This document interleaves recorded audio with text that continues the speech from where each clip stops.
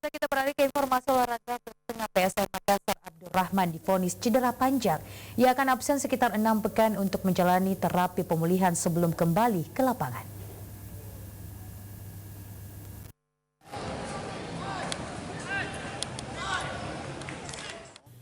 PSM Makassar kembali mendapat masalah setelah merasakan 3 kekalahan beruntun di partai tandang. Bek tengah PSM Abdul Rahman mengalami cedera serius yang memaksanya harus menepi cukup lama. Pemilik nomor punggung 28 ini harus absen membela tim Juku Eja sekitar 6 pekan setelah divonis cedera otot oleh tim medis. Cedera tersebut didapat saat melawan Persipura Jayapura beberapa waktu lalu.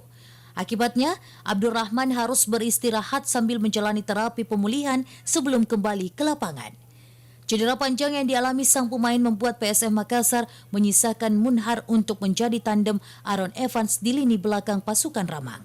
Wahyu Saputra, Celebes TV.